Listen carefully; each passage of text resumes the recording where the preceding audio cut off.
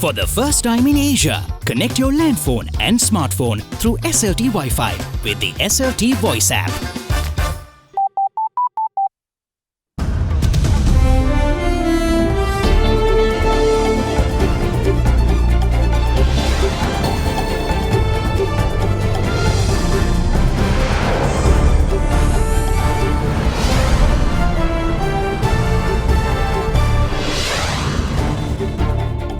Presidential hopefuls, present speaker and former speaker in the limelight as presidential candidacy and policies for a new Sri Lanka are discussed. Anomalies addressed. Over 500,000 public servants who retired before December 31st of 2015 to benefit from new pension scheme. Looming penalty. Sri Lanka likely to face ICC sanctions after refusing to face media in World Cup Australia defeat. Retaliatory tariffs. India announces tariff increases to 28 US goods, some imports to be taxed 120% after Washington withdrew key trade privileges for New Delhi. All this and much more coming up on First at 9. This Sunday, the 16th of June, 2019. මුහුණ සති කීපයකට කලින් Fair and Lovely men ගෑවට පස්සේ Marx අඩු වෙලා ෆෑනස් වැඩි වෙලා. Marx අඩු කරලා ඔයාගේ ෆෑනස් ස්ටෑන්ඩඩ් එක වැඩි කරගන්න. Fair and Lovely men anti-marks cream. From AdaDerana, this is AdaDerana First at 9. Live from Studio 24 in Colombo. Well, a very good evening and welcome to First at 9 on AdaDerana 24, Sri Lanka's news channel. I'm Katharina Chang. Now on to your top story tonight. President Maithripala Sirisena returned to Sri Lanka this morning after his visit to Tajikistan, where he attended the 5th Summit of Heads of State and Government on Conference on Interaction and Confidence Building Measures in Asia 2019. Before winding up his visit in Tajikistan, President Sirisena held discussions with his Russian counterpart Vladimir Putin. The two leaders had talked about further strengthening of bilateral relations as well as several important regional issues. During their meeting, President Sirisena had also extended an invitation to the Russian president to visit Sri Lanka.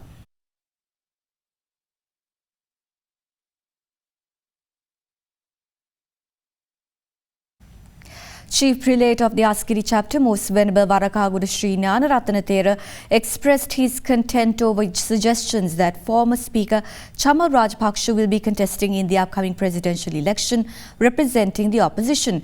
Speaking at a function, the Most Venerable Thera also held the United National Party responsible for issues within the country. An event to declare the newly built Buddha statue at Diya Keliniwala Kitsiri Mewan Rajamahawihara temple in Doramwala was held under the patronage of Chief Prelate of Askiri chapter, Most Venerable Varakaguda Sri Gnana Ratanathera yesterday. Former Speaker Chamal Rajapaksa and UMP parliamentarian Mayantha Disanayake also participated in the event.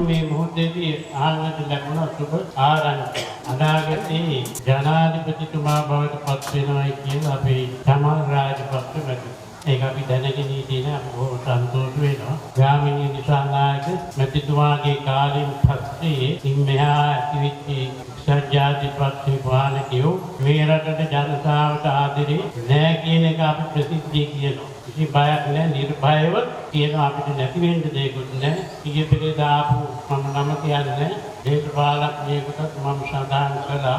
එයා එක්සත් ජාතික පක්ෂයේදී. එයාට මම කිව්වා එක්සත් ජාතික පක්ෂය ආයෙත් ඉවරෙන්න තියෙන්නේ. ආයෙ මේකට පණ දෙන්න පුළුවන්කමක් නැහැ. එක්සත් ජාතික පක්ෂය වරදින් තමයි මේ රට නැතිුනේ කියන එක මම දෙලින්ම කිව්වා. අපි එකතු වෙන්න ඕන පාට බලලා ඡන්දෙ දීලා හරියන්නේ නැහැ මේක. ගාම් සුදුසෙක් තෝරාගෙන සුදුසු මන්ත්‍රීවරු තෝරාගෙන පාර්ලිමේන්තුවට යවන්න ඕන. Speaker Karu Jayasuriya says he is ready to contest the upcoming presidential election as the candidate representing the United National Party if the party agrees to his nomination. During an interview with BBC Sinhala service yesterday, Karu Jayasuriya also emphasised that the country's economic and development revival can be ensured only if the government and opposition work together to form national principles in the interest of the nation. ඇත්තටම ඔබ සූදානමක් තියනවාද ඉදිරි ජනාධිපතිවරණයට ඉදිරිපත් වෙන්න? ඔව් මගේ නම බොහෝ අවස්ථාවල සඳහන් වෙනවා. බොහෝ දෙනෙක් මට ආරාධනා කරලා තියෙනවා. මම එක් දෙයක් කිව්වා. එක්සත් ජාතික පක්ෂයෙන් මගේ නම යෝජනා කරලා පක්ෂ නායකත්වයේ ආශිර්වාදය ඇතුව ඒ වගේම පක්ෂයේ සියලු දෙනාගේ ඒකත්වයේ ඇතුව මට ඉල්ලීමක් කළොත් මම සලකා බලන්නම් කියලා කිව්වා. එහෙම නැතුව මට තව කෙනෙක් ඉන්නවා ඉල්ලුකරේ කෙනෙක් ඇඟ උදුර ගන්න ඕනකමක් අවශ්‍යතාවයක් නැහැ. ඔබතුමා විශ්වාස කරනවා මේ සඳහා රනිල් වික්‍රමසිංහ මහතාගේ ආශිර්වාදය ලැබෙයි කියලා? ඔබ කියන්නේ නැතිව සාක්ෂාත් කරලා තමයි මේ රට ගොඩ ගන්න ඔබට යම් වැඩපිළිවෙලක් තියෙනවද? මේ රට ඉස්සරහට ගෙනියන්න නම් ජාතික ප්‍රතිපත්තිවලදී අපි එකඟතාවයක් අවශ්‍යයි. ඒ ජාතික ප්‍රතිපත්ති සකස් කිරීමේදී ආණ්ඩුවත් විපක්ෂයත් එක වෙලා ඒක කරන්න පුළුවන් නම් මම හිතන්නේ අපිට දැන් වුණත් මොකද ස්වභාව ධර්මයේ අපිට ඉන්න දායද ඔක්කොම අපිට දීලා තියෙනවා. අද ලංකාවේ පිහිටීම ලෝකෙ කිසිම රටකට නැති වටිනාකමක් අද ලංකාවල තියෙනවා. අපිට ඒක වටිනාකම තාම තේරුම් ගන්න ගිහිල්ලා නැහැ. මේක වටිනාකම දැන් තේරුම් ගන්න දෙන මේ කුඩු ප්‍රවාහන කරන කට්ටිය ලංකාව මධ්‍යස්ථානයක් වශයෙන් කරගෙන තියෙනවා. නමුත් අනෙක් අතින් මම හිතන්නේ අපි ඒක තේරුම් ගන්න ගිහිල්ලා නැහැ. ඒ බලාපොරොත්තු වෙනවා දැන් පෝට් සිටි පටන් ගත්තට පස්සේ විශාල වශයෙන් මේ රටේ ස්ථාවර භාවය ඇති වුණොත් ඒ වගේම මේ රටේ ආයෝජකයන්ගේ විශ්වාසභාවය අපිට ඇති කරන්න පුළුවන් නම් මේ රට ගොඩ ගන්න කියන එක තරම් අමාරු ප්‍රශ්නයක්. Meanwhile, Chairman of the Election Commission Mahinda Deshapriya alleges that the delay in holding provincial council polls is due to present political representatives being afraid of new faces to power. පලාසභා ඡන්ද විසීම ප්‍රමාද කරන්නේ අපට පේන විදියට දැනට මහජන නියෝජිත ආයතනවල ඉන්න අය හිතනවා සෙකන්ඩ් ලෙවල් එකක් ඉස්සරහට එයි කියලා බයට වෙන්න ඕනේ. නැත්තම් වෙන කිසිම හේතුවක් නැහැ පලාසභා ඡන්ද විසීම ප්‍රමාද කරන්න. ජනමත විචාරණයද ජනාධිපතිවරණයද පාර්ලිමේන්තු මැතිවරණයද කියන එක ගැන මැතිවරණ කොමිෂන් සභාවේ විශේෂ අවධානයක් නැහැ. අපේ අවධානය පලාසභා ඡන්ද විසීම තියෙන එක ගැන විතරයි. An individual suspected of being attached to a member of a banned organisation in Sri Lanka was arrested by police in the Valimada area. Now, according to the office of the police media spokesperson, the 21-year-old suspect had been arrested at a house in Silmiyapura in Valimada. He was interrogated by Valimada police prior to being produced before the Valimada Magistrates Court.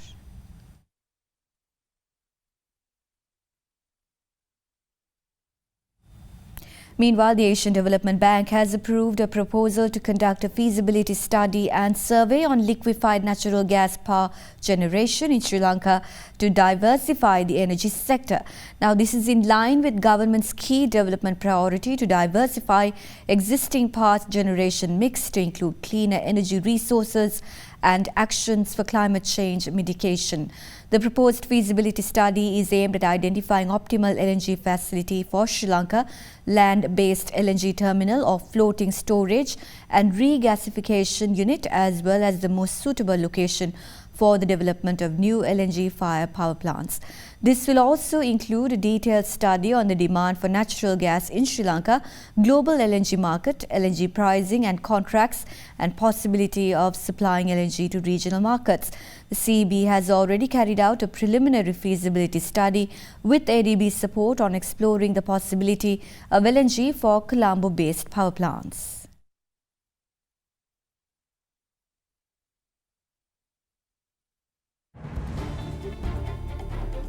Now we will cross over to a short commercial break. Make sure you stay tuned for more news on the other side.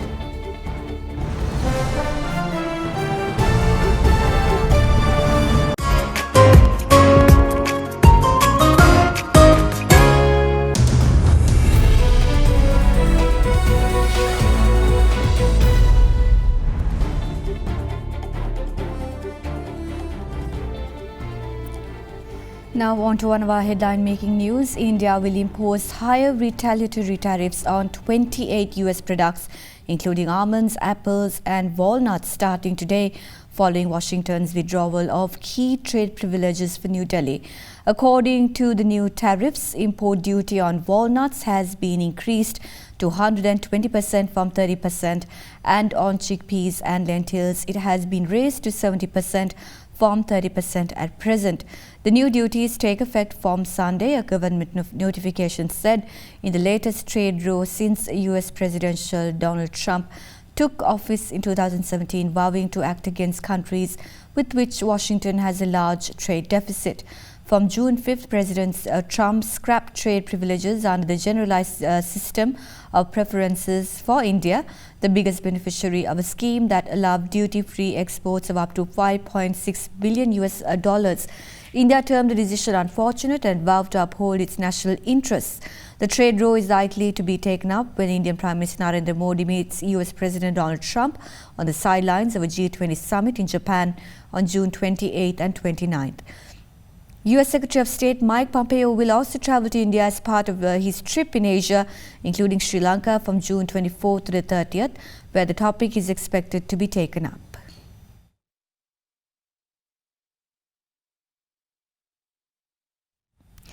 Meanwhile, market analysts expect the Colombo boost to experience moderate turnover levels and low foreign participation over the course of next week.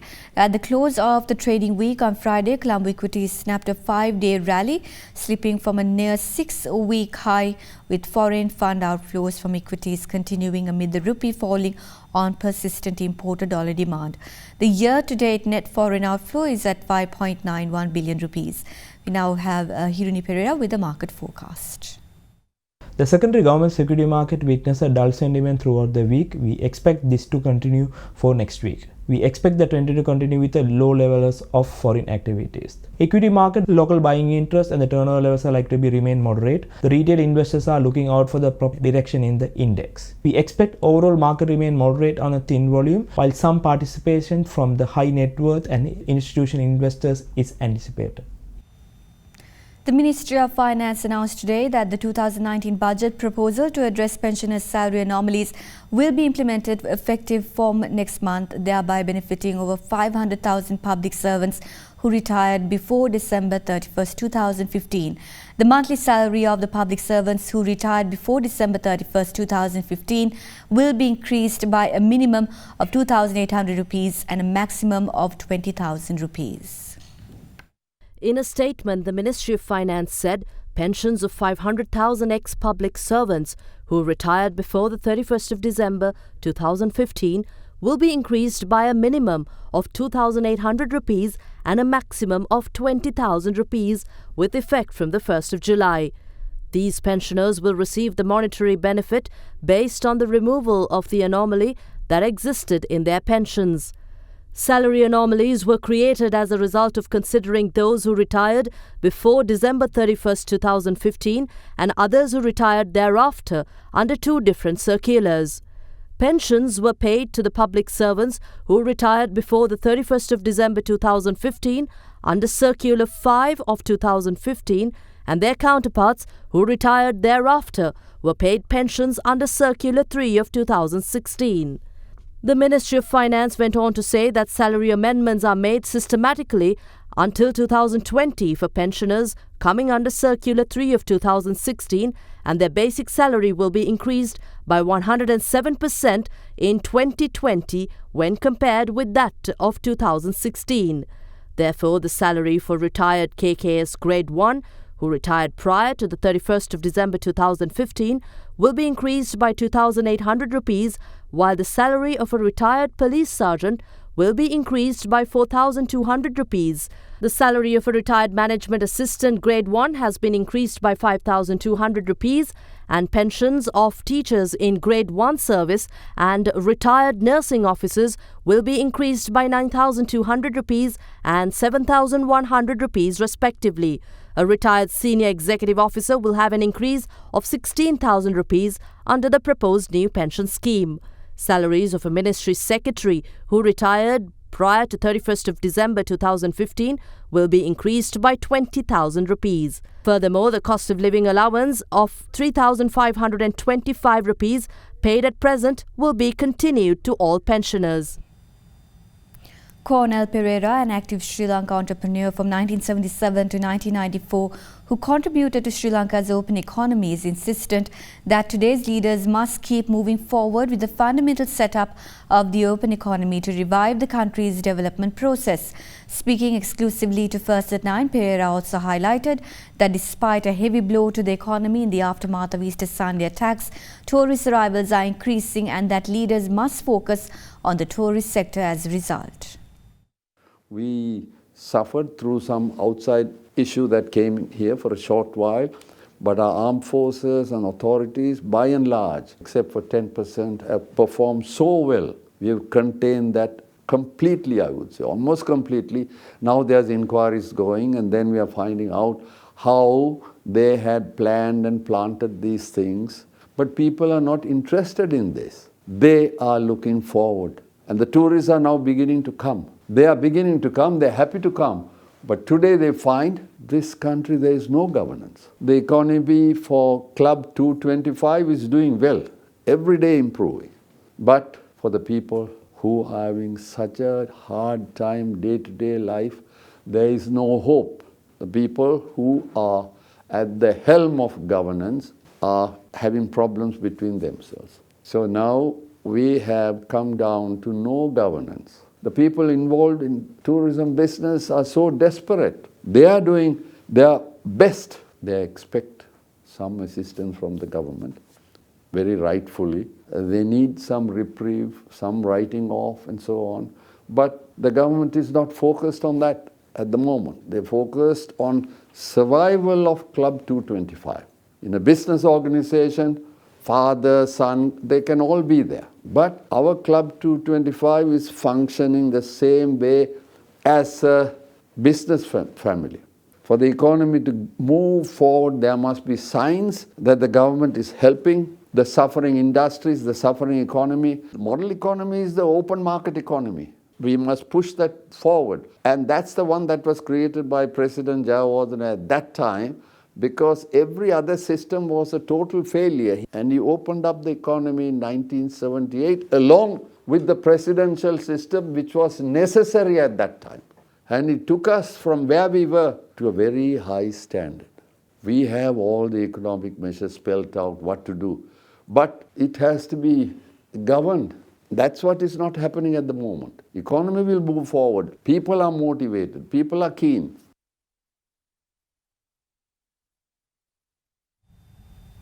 Now, unlike the day of Vesak full moon Poya day last month, which was observed in a subdued manner, devotees were seen engaging in religious observances across the island in view of the day of Posun full moon Poya.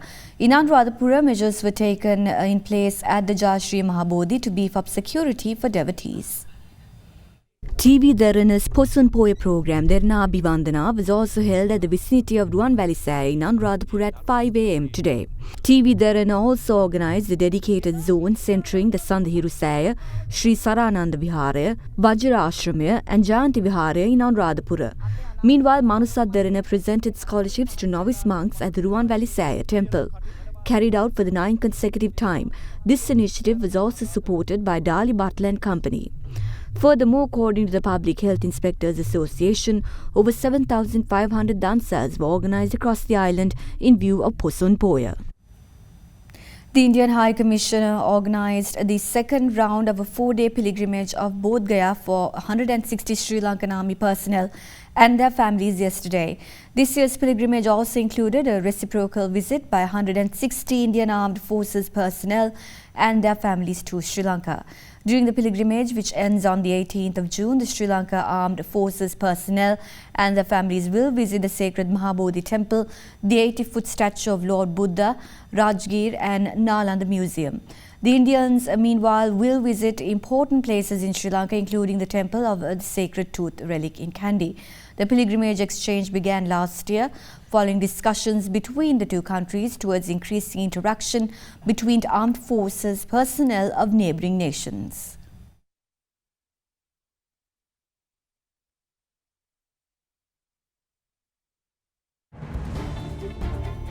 Well, up next is a short commercial break. We will have some international news right after we join you.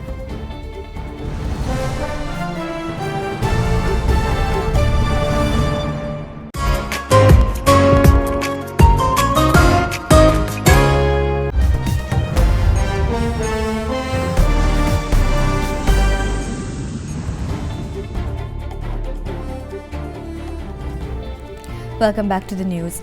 Although Hong Kong is a city built for business, the place has been in more recent days plunged in chaotic protest campaigns due to a proposed China extradition bill, which leaders reluctantly suspended yesterday. But in a fresh outburst of demonstrations, hundreds of thousands clogged the streets in central Hong Kong to demand the city's leader Carrie Lam to step down. Critics said the planned extradition law could threaten Hong Kong's rule of law and its international reputation as an Asian financial hub. Some Hong Kong tycoons have already started moving personnel wealth offshore. With the second massive protest in a week, Hong Kong leader Carrie Lam came forward to apologize to the public today with utmost sincerity and humility.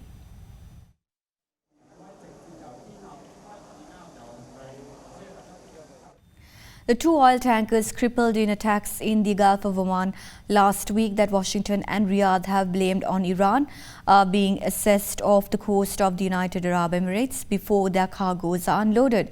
Thursday's attacks, which also hit a Norwegian tanker, have heightened tensions between Iran and the United States and its Gulf allies after similar blasts in May struck 4 ships, including 2 Saudi oil tankers off the UAE. Tehran has denied any involvement in the attacks near the major transit route for global oil supplies.